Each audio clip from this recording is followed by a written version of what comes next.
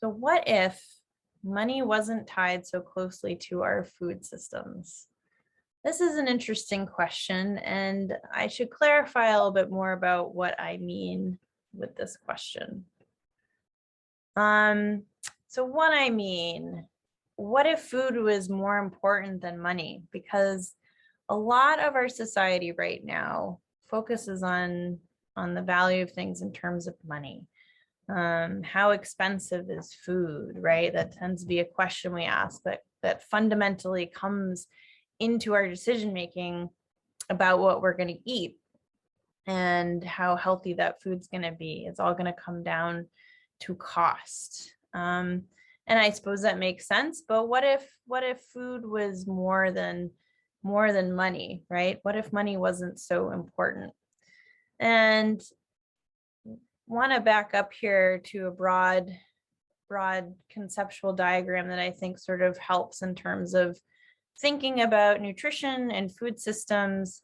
And in the very center here, we have diet quality, all right, which is part of why I want to bring up this topic. And that's going to be dictated by us, the consumer, right? And already we're in the terms of finances because we're talking about consumers, right? In terms of consumption of goods and spending money to get them. And then the next ring there, we have the food environment. So what we're able to get as consumers, what's available in our supermarket, how far away is the supermarket? Do we live in a food desert, a place where there isn't access to a lot of good, nutritious food? Maybe there's just junk food at all the local shops. And then that food environment, wherever you are, is going to be dictated by the food supply system. So the system in which the food even gets there. If you're in a food desert, maybe the food supply system isn't very good to your location, but it's very good somewhere else. So how that's all supplied is going to matter so much to your ability to make your food choices. And this is all dependent on our economy, right? In terms of where money is being spent. And attached to that as well as agricultural production, right? And that's often tied to how much it costs to make things, how valuable it is financially, the cost of food storage and transport and trade. Again, a lot of this comes down to money, how much it's valued at.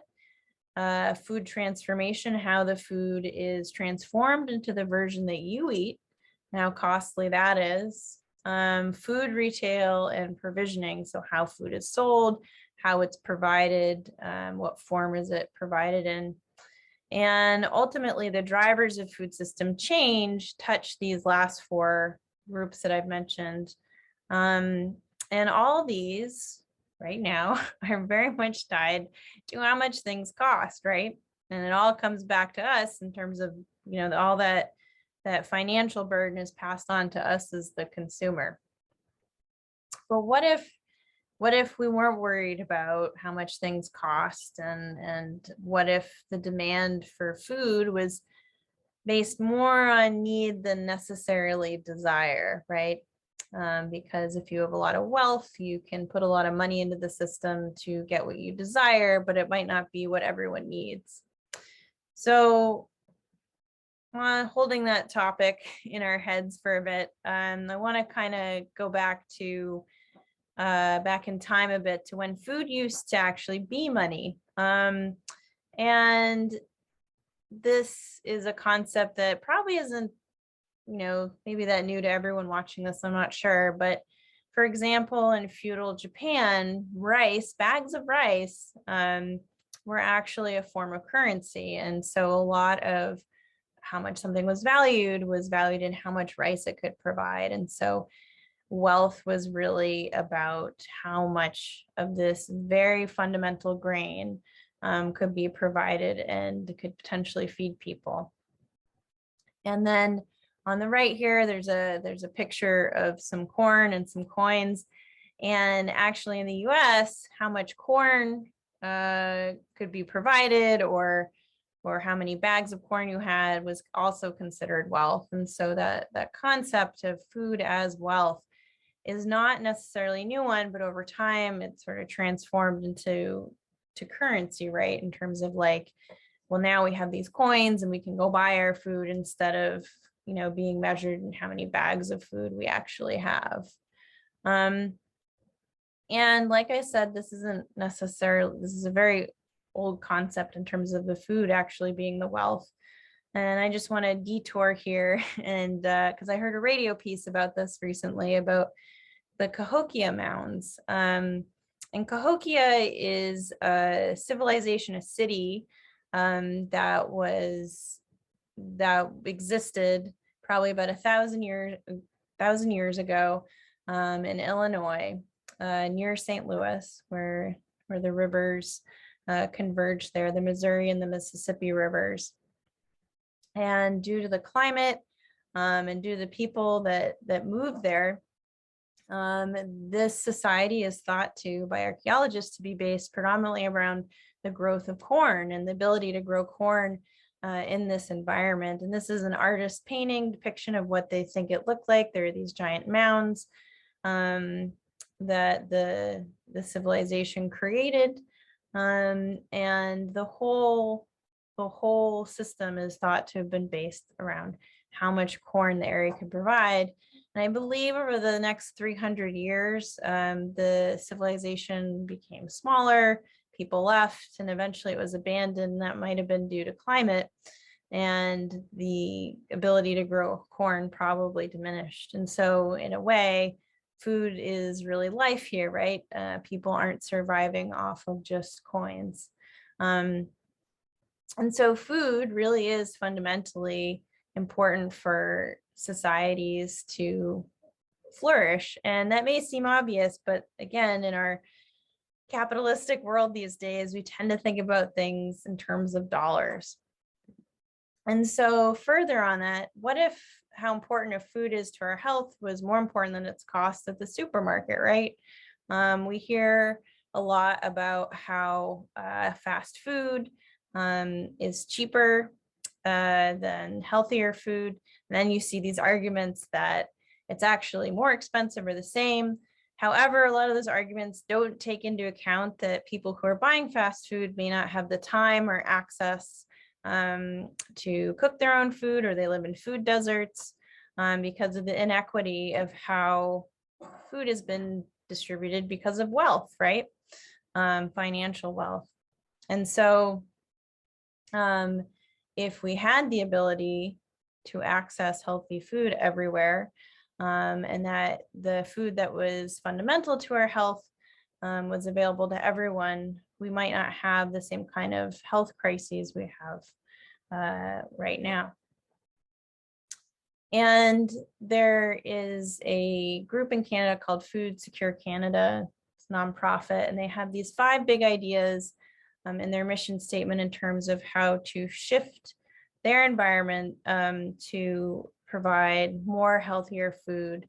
And so the 5 big ideas include the right to food, that having food access is a right, not necessarily a privilege, and that these foods are healthy and sustainable. That's key, right? That these foods are sustainably grown, sustainably provided, that it's not an ebb and flow, and that they're probably not destroying the environment by sustaining these food systems. And then that ties directly into sustainable food systems, right? And a food system is how the whole system works around growing the food, providing the food, and consuming the food, right? And then food and reconciliation. This is really focused on the Indigenous peoples of Canada, the First Nations, in terms of reconciliation acts in Canada, and essentially helping these communities have access to their traditional food systems and their traditional foods. And finally, having more voices at the table of who makes these decisions, right, about food and food systems.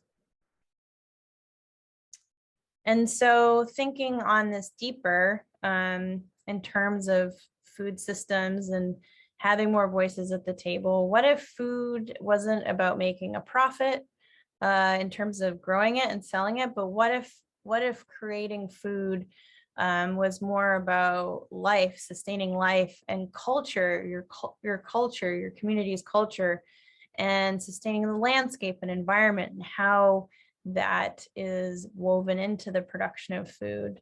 And what if these foods not only kept us physically healthy, but spiritually and culturally healthy? And the value we put on it was more about love and care and being an integral part of our community, instead of how much money you could make from growing it. I think about this a lot because I work with shellfish and aquaculture, and I think a lot about cultures who have harvested or grown native species in their environments for long periods of time. And a project I think about a lot in relation to this is the Clam Garden Network in British Columbia and actually parts of Washington State in the Salish Sea. There are a lot of indigenous groups there whose ancestors created these rock walls in the intertidal like thousands and thousands of years ago.